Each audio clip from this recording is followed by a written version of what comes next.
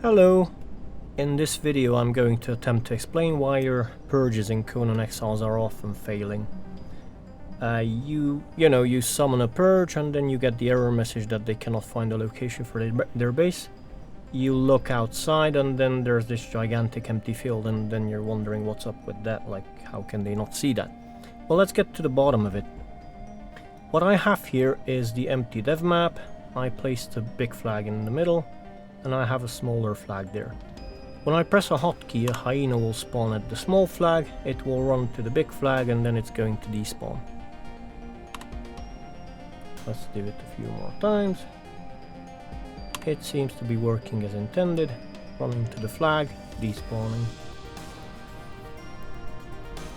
Right, so what happens if I just move over here and then press the button again?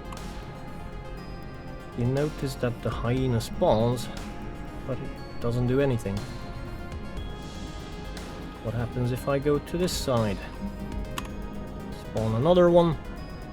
It sort of tries, but then it stops. So what's up with this? If I press another hotkey, then you will see some green tiles. And this is actually called a navigation mesh.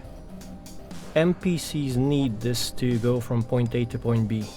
Other than teleporting, this is the only way they can actually navigate the map. As you can see, this is projected slightly above the landscape, and Conan Exiles, as you noticed, uses a dynamic version of the navigation mesh.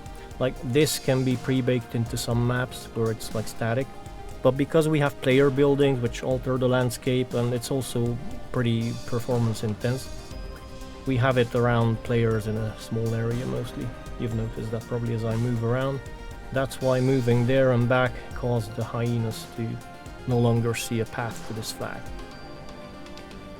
Right, so as you can see, the hyenas also have their own little navigation mesh around them, but we'll get back to that in a bit. So let's see how this interacts with buildings. I have a foundation there already, but as you can see, that's under the navigation mesh like I showed you. It's hovering slightly above. If I can position myself there, then you will actually see it's not tall enough to actually poke through it. Well, let's see what happens when I add a wall or something.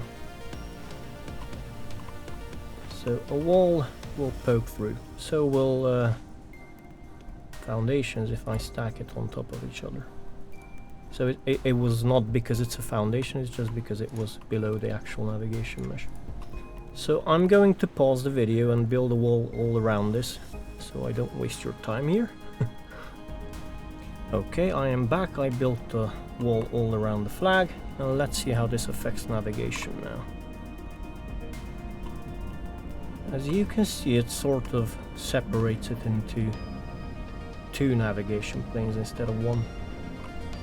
So let's see how our hyena thinks. Like, what does the hyena think about this? Let's resummon him.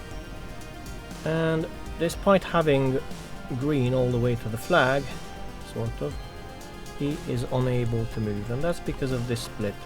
This is essentially two separate navigation meshes. So how does Funcom solve this so the purge can actually get to your coffer and path to it? First of all, if you have an opening, as you can see, it already passes through. My hammer is interfering there. But we can put a door, and you will see that you see now those little arrows. Well, it's one arrow with two arrowheads. So that is a navigation link. It links this navigation mesh to this navigation mesh, and it contains information on how the NPC can get from one side to the other. So they added this to doors, and that's why the purge NPCs actually go for your doors, because they're told that they can get through there. And now if I summon a new hyena, he should be able to notice this even though the door is closed, and he is attempting to run through it, but he cannot, obviously. Well, sometimes he can actually break through. I've noticed that they teleport. Right. Okay, so there you have it. That's pretty much the primary reason why your purges often fail. Now, we might speculate, and it might help if you like run out. As you can see, it's generating around my character, and you don't sit in your base waiting to purge, but you actually move out a bit in between your coffer and where you expect them to spawn. But there's a lot of random factors involved. For one, as I move around, you can see it's pretty performance intense. Like the tiles take time to generate, and because of this, there's also a finite amount of this. Like it's limited per server how many tiles can be active. So if you have too many players online and they're in different parts of the map, it's entirely possible that they just use up the whole pool and you're not able to get navigation around your purge base. So it could depend on that. It could depend on random placeables you have, because I can show you that.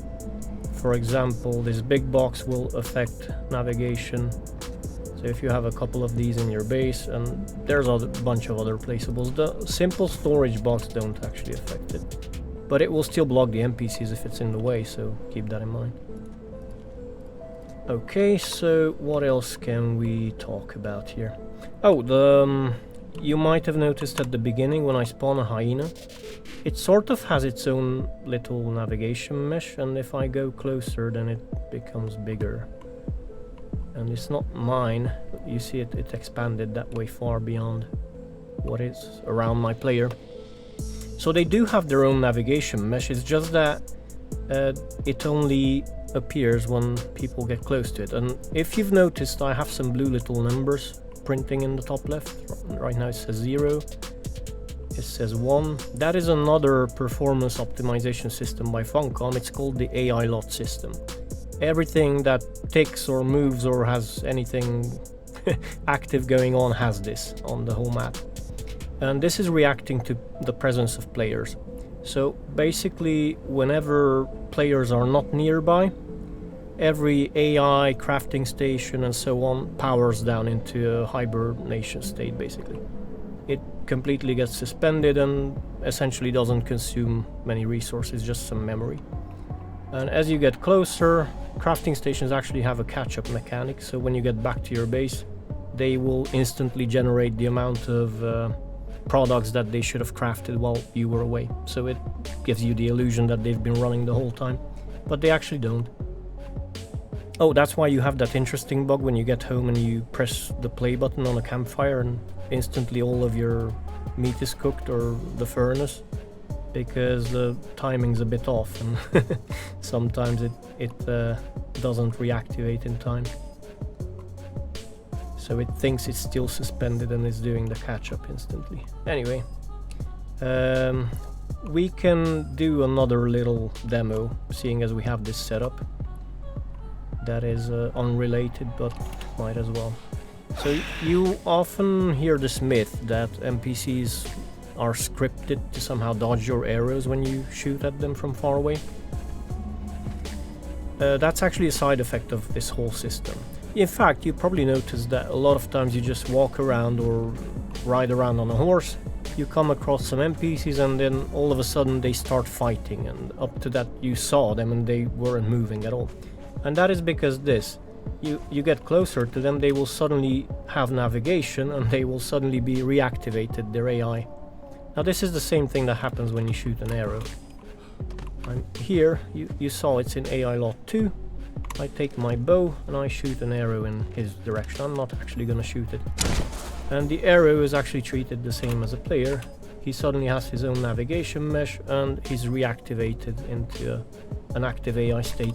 So they all of a sudden start fighting, or in the case of patrolling NPC, they instantly teleport a bit because they just resume their transport route.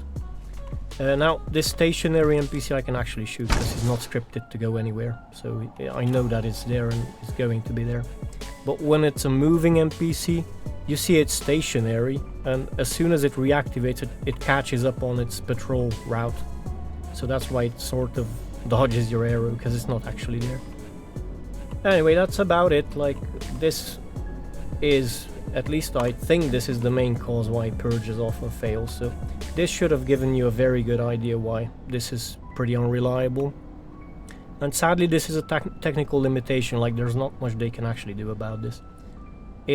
Like, the only thing they could do is increase these ranges, but that costs performance, and the servers are already not going the best. So that's about it. Thanks for watching. See you.